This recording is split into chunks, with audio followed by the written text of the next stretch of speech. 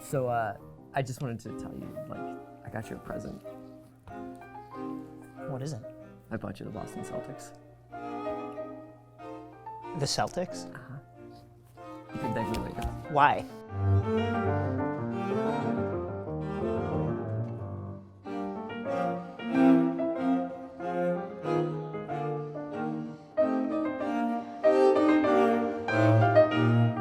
Hello and welcome to Number One Boys, a Succession after show from The Ringer. This is Jason Concepcion. I am Chris Ryan. We are here to talk to you about season 2, episode 8. It's called Dundee. Yeah. It's Logan's homecoming to where he grew up in Scotland. Right. And it's, I would venture to say it was a little bit of a confusing episode because there's a lot of really dense business and plot mechanics being discussed in terms of the ascendancy of Rhea to the CEO position, the leaks of the cruise. Characters being mentioned that haven't showed up, which is kind of like a Succession thing, that haven't showed up yet. Obviously, like I think Succession's really good at seeding an idea and then letting that kind of like fester for a while. And like I definitely think that we're gonna hear more about Rose. Yes. About Ewan and Logan's sister, late sister. The Ulsterman is a character we've been hearing a lot about. Didn't even get him, and we didn't get him. And I think that there's a lot of stuff that was sort of sprinkled around in this episode that's going to wind up coming to fruition later. Just broadly speaking, did it make sense to you how everything played out as we got to the end? Rhea being announced, obviously the kids kind of like agreeing to like allow that to happen so that she would take the fall for the cruise leaks. It made sense in the context of it being a chaotic, and I think chaotic by design, episode where a lot of things are happening. Logan, really for the first time, is stepping away from the heartbeat of the company because he wants to. He tells them when Caroline is telling him about the latest cruise news. And that someone is not going to take a payout and seemingly going to go forward with the lawsuit. He says, like, stop putting this stuff in. Stop putting the stuff in my ear. Like, I don't want to know about it. That said, this was an episode in which you felt, at least I felt like, now we're really kind of reaching for ways to get everybody in the same room together at the same time. But I think the chaos kind of worked, even though I gotta say, like, I don't know.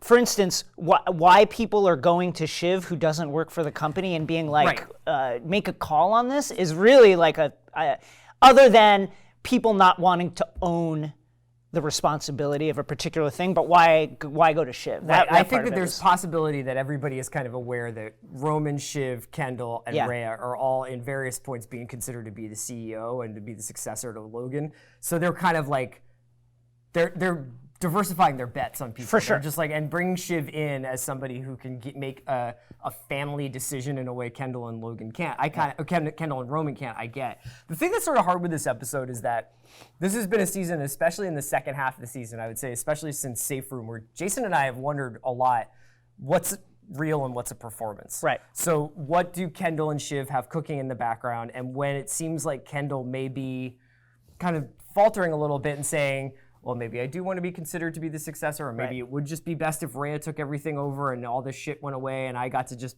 go live my life as a techno Gatsby.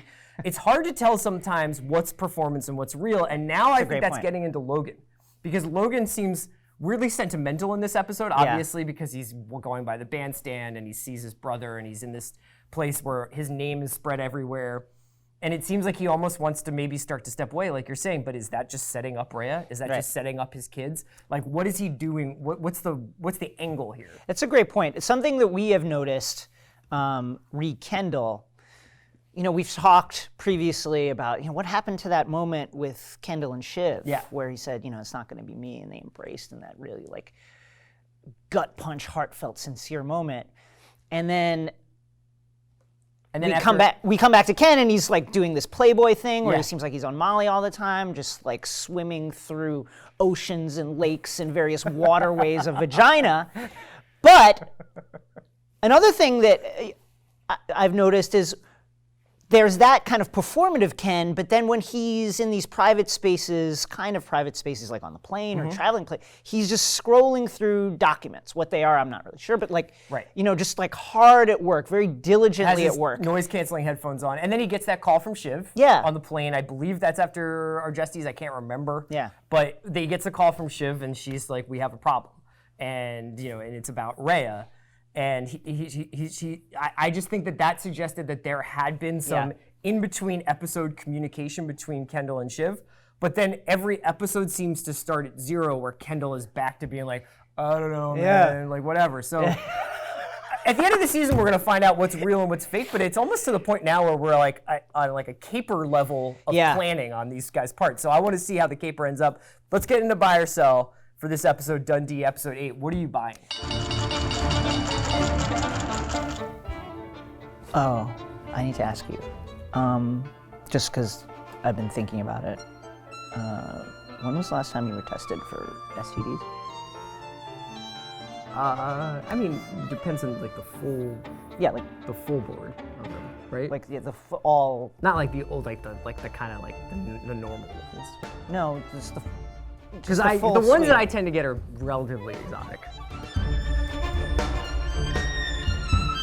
I am buying, and this is very important. I am buying desert sand, not construction sand. Okay, the play is called Sands, and that gypsum white that you can get anywhere. You go to any construction site and see bags and bags and bags of that stuff. Forget it. It's laying around. There's creatures living in it.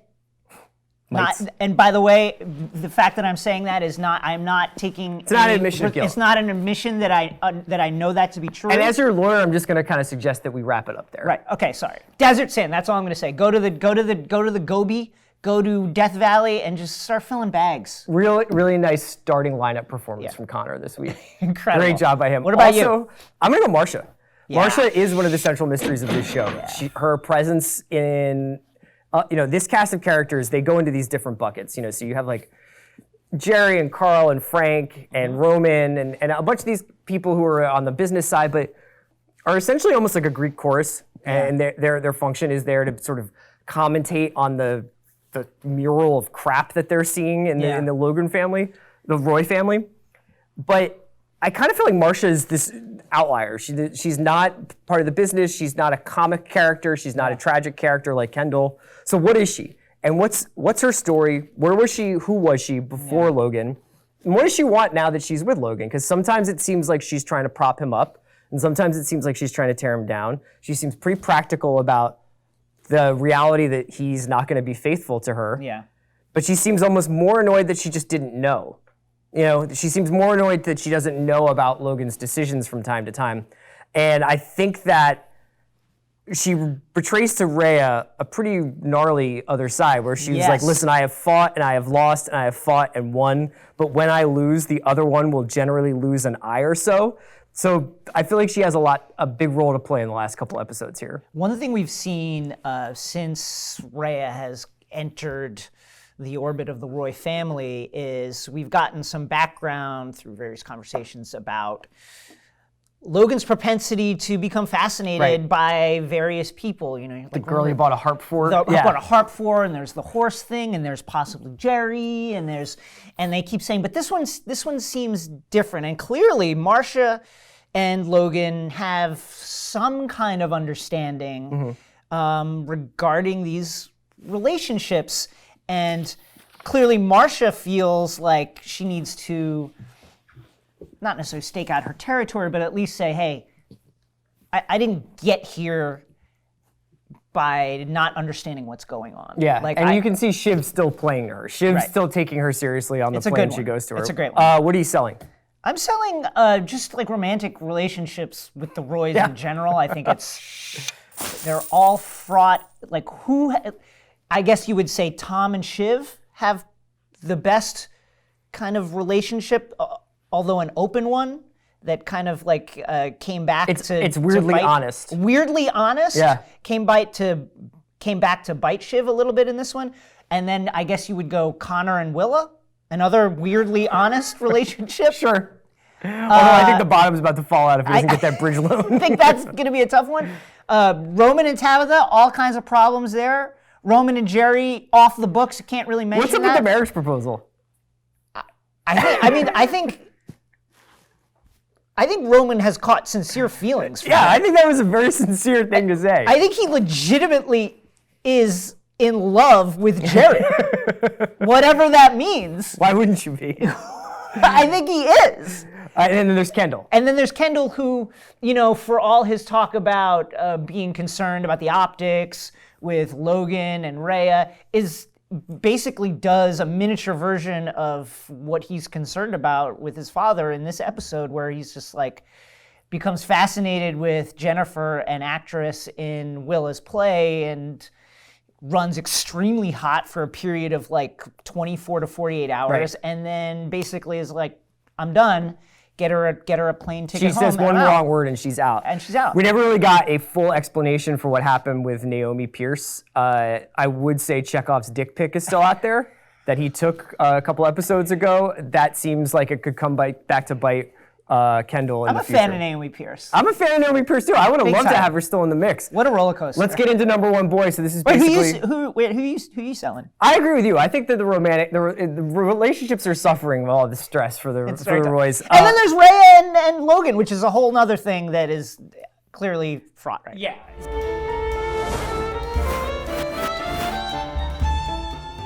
So for number one boy, it was great to see Cromwell back. I'm gonna go Ewan. Yeah. Because we find out at the very end of the episode, although we don't get the explicit link, Ewan betrays to Logan that he is at least aware of, if not behind, the leaks about the cruise crimes that have gone on over the years, to say nothing of molesters, dalliances, and he alludes to that in talking to Logan, and it seems like he's saying, this is what's going to take you down, and I was behind it. Somebody is out there, he's saying, and when they ask the Weasel to take 10 million, 20 million, it's just there's no number. And then just, name a number. It would seem that that's Ewan backing that guy. Right. Ewan is saying, whatever the number is, I've got you. I've got you, and I got your legal bills, and I got whatever damage is incurred by them coming back at you, I got you. And there's some sort of brotherly love that happens when they kind of recall the bird watching moment. Yeah. But that goes away when Ewan says, in terms of the lives that will be lost by his whoring for climate change deniers, there's a very persuasive argument to be made that he's worse than Hitler. And Gregory's stunned at that one. A lot of Nazis this season. Listen, they're out there. Yeah, they're out there. Let's go to biggest burn of the week. Oh my God.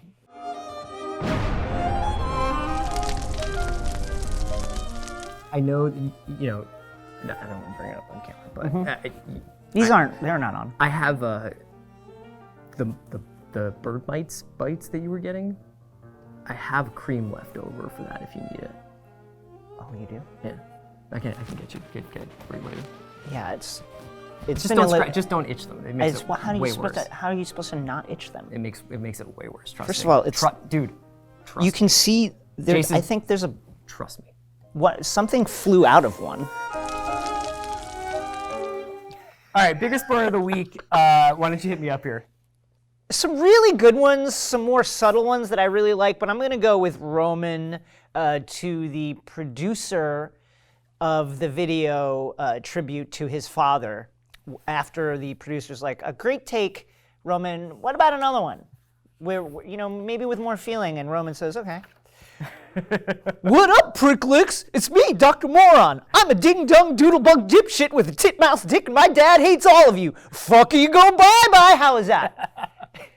That was really good. Roman had a couple of good ones this week. I also liked, what's wrong? Are you all wedgied up because Rhea stood on your back and rode your arms like an elliptical? That was pretty good. So Roman got the biggest burn of the week. For line of the week, it's a special edition this week. Oh, it's bar of the week. It was a pretty tense episode. A lot of stuff going on. And then we had a musical interlude. And for line of the week this week, we give it entirely to Ken W.A. DJ Scribbles, hit it. I'll just read this down. Born on the North Bank, king of the East Side, 50 years strong, now he's rolling in a sick ride. Handmade suits, raking in loot, 5-star general, y'all best salute. L to the OG. This is the chorus. Dude be the OG. A and he playing like a pro team. A1 ratings, 80K wine, never gonna stop, baby. Fuck Father Time. Bro, don't get it twisted. I've been through hell, but since I stand dad, I'm alive and well. Shaper of views, creator of news, father of many, paid all his dues. So don't try to run your mouth at the king. Pop her up, bitch, and go kiss the ring. L to the OG, dude be the OG. A and he playing like a pro team. Shouts to Ken. It's an amazing performance. It's incredible. It's like you just have an out-of-body experience when this is happening. But let me tell you why this is so perfect. Yeah.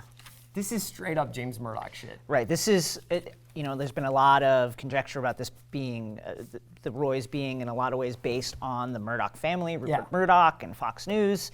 And James Murdoch has a particular history with hip hop. With hip hop. Yeah, because so James Murdoch was one of the original, like the founders of Rawkus Records. He Yeah. founded it with a bunch of guys he knew from Horace Mann. And Rawkus Records was this seminal underground rap label in New York City in the mid-90s. And it's basically where like people learned about Mos Def and Talib Kweli and Company Flow and all these great rappers that came out of New York in that decade. LP, Mos Def, And Talib James Murdoch Kweli. was just out here with that Rupert money, seeding up these labels and putting out Shabam Shadiq 12 inches and El Fudge 12 inches. And this is like real. James is the one, when you see pictures, if you Google pictures of James and Rupert, James is the one where it's like Rupert's walking along and James has like the cool forearm tat. Yeah. He's the black belt in karate. He's the one who donates to the Clinton Foundation. He's the one who's like made He's it a little bit, the cool one. yeah, not so psyched about Fox News. Yeah. Lachlan's a little bit more like, fuck yeah, Fox News. But this is such a perfect James Murdoch moment. Yeah. You can almost imagine Kendall standing outside of Fat Beats in 1996. And this has been here since season 1. There's that moment from the first episode of Succession where Kendall is in the limo heading to the meeting, rapping along to the Beastie Boys.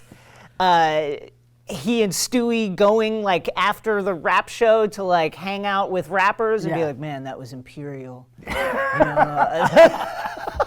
I love the idea, though, because that's the thing about these people need to spend their money on something. Yes. And that's what they just like Connor spending all this money on the play to the point of like bankruptcy. Roman is wanted to buy a soccer club. The only person who's in any way responsible with her life is Shiv.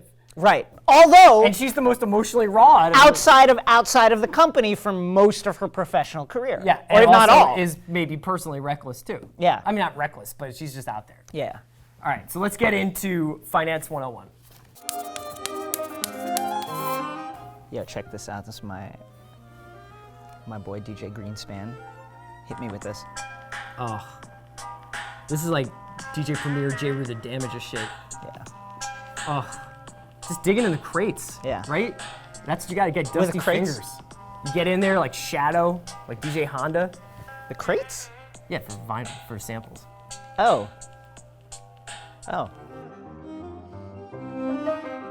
You know, there's a lot of talk out there about another recession. I'm knocking on wood. This is fake wood, but it looks like You wood. gotta diversify. Right. If that's going to happen, because you're going to want to be both in the housing market, Right. and you want to short the housing market at the same time. I saw Big Short. That's what I got from that, is that you just want to be on both sides of that. Diversity, a lot of talk about diversity and how important it is. You got to have a lot of different views about loans and about money, and you want to have a lot of different kinds of people talking to you about things so that when maybe a recession happens. Absolutely. And so here's the thing. I talked about the housing market. Right. One house, and then you got a river. And then there's another house. Next to the river? No, it's like there's a river, and then on the other side of the river, there's these two houses. What are you going to do? I mean, that's great. River views are just But incredible. you got to have a bridge. And to make the bridge, you got to have a bridge loan. And that's Finance 101.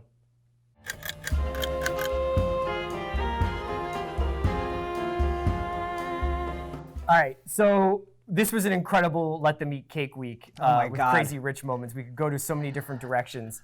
But the thing that this show, I kind of wonder now if there's a bunch of moments on this show, on Succession, that other people have kind of reacted the same way I did to Eddie and Roman buying a European soccer club. fucking Because unbelievable. everything that Eddie says to Roman in that pub is true. Is happening in European soccer right now. So let me give you a little bit of background. Yeah. Over the last 10 or 15 years, it's become like really fashionable, I would say, since when Roman Abramovich bought the London soccer club, Chelsea.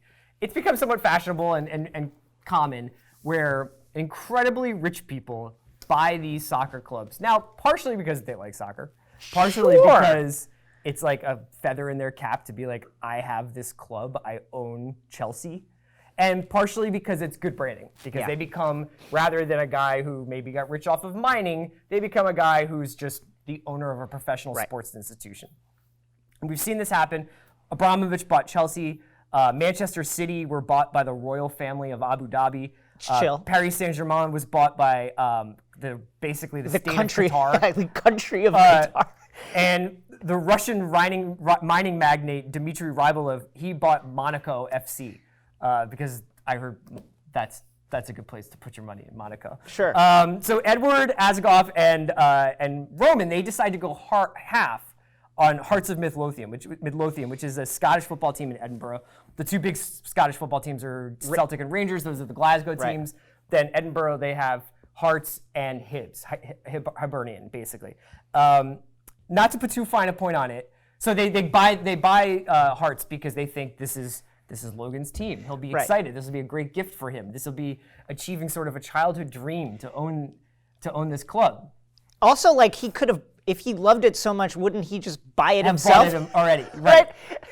So the idea here is that they're going to buy this club, they're going to invest in it, they'll get one of the Champions League places. Champions League is when you go and play all the other great teams in Europe.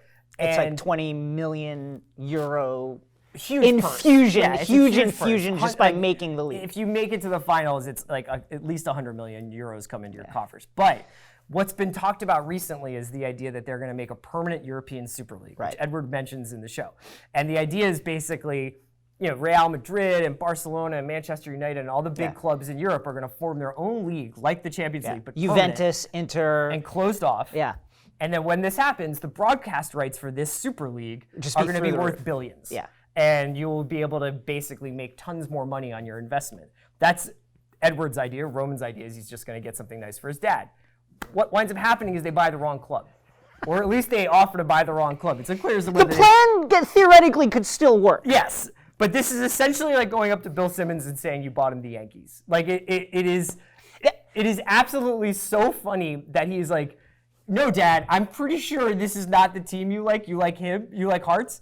And he's just like, oh, I didn't know that. I don't remember the team I've cheered for my entire life. There's also the thing that Edward says where he's like, I got this hot shit agent in Spain. He owes me like 8 or 9 really good players, which is another undercurrent in European soccer right now, which is like the strength of certain agents within clubs and the direct, possibly shady relationships that clubs have with That's why certain there's agents. like half a dozen amazing Portuguese players on Wolverhampton Wanderers. Yeah, it's like, why? Because they did a little backwards something.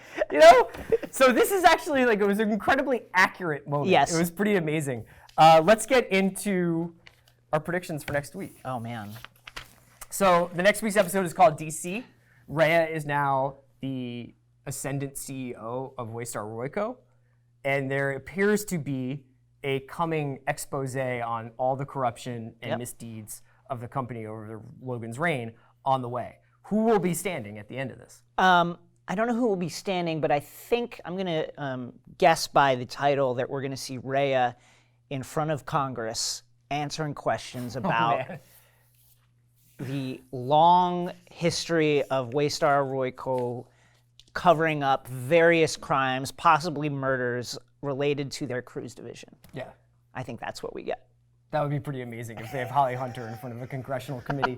I think it's too good of a plan for it to go right. Yes. For the kids. The fact that Roman, Shiv, and Kendall are like, this is a great idea. Let's let her take the fall. Something bad is going to happen, whether it's Kendall's dick pic, whether it's Shiv's philandering, whether it's Roman blowing up a satellite. Something bad here is going to happen to the Roy family because I don't think they could just like completely ride this out for 2 more episodes and then Shiv becomes CEO. Yeah, one thing I really did appreciate about this episode is, Rhea, such a viper, but once she gets on territory that's basically owned by the Roys, she's on enemy ground, and she can't control what happens. She's trying to play them off of each other, and she's trying to build each one of them up like it's you. Yeah. But I think she's on too shaky ground. Yeah, it'd be interesting. I can't wait to see how this blows back on someone. HBO seasons tend to peak with their penultimate episodes. Right. So episode 9 is sure to be a doozy. We will be back right after that on Sunday after the East Coast airing of Succession. For Jason, I am Chris. This has been Number One Boys. Catch you later.